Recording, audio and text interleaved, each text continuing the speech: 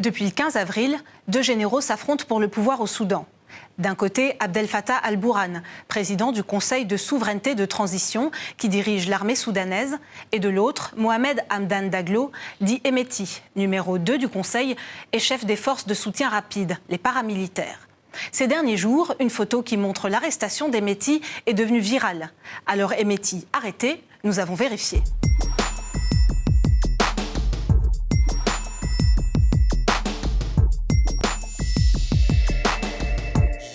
Tout part d'une publication Facebook, d'un compte suivi par près de 160 000 personnes. La publication a depuis été supprimée. Mais dans les heures qui suivent les premiers combats, la photo est partagée plus de 170 fois.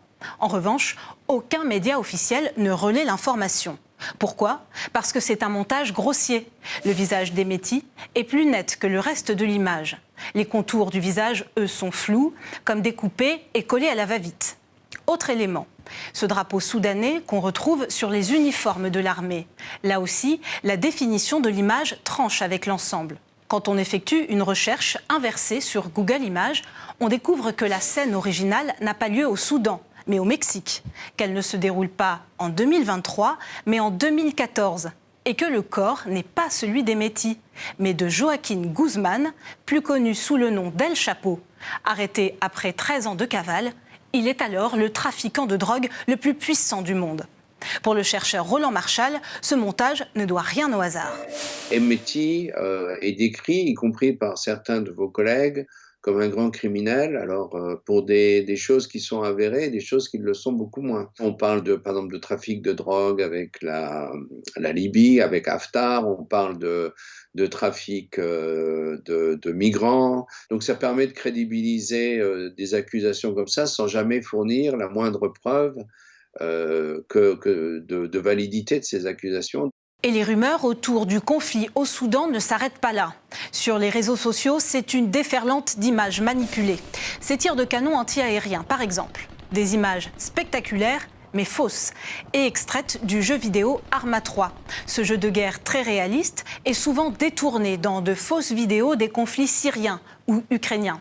Difficile de savoir qui est derrière ces montages, mais Roland Marchal rappelle que pour certaines puissances étrangères, le Soudan est un terrain d'influence important. Il ne faut pas oublier que les Russes ont travaillé depuis 2017 dans l'environnement soudanais et ont formé à ces techniques-là des gens qui appartenaient soit au renseignement militaire, donc de l'armée soudanaise, soit des gens d'Hemeti. Ensuite, vous avez des États comme l'Égypte et l'Éthiopie, par exemple, hein, ou l'Érythrée, qui chacun des sympathies ou pensent que, d'une certaine façon, leur influence peut grandir dans une situation de grande incertitude. Il est plus facile de répandre de la désinformation plutôt que de choisir un camp, parce qu'on ne sait pas vraiment qui va gagner.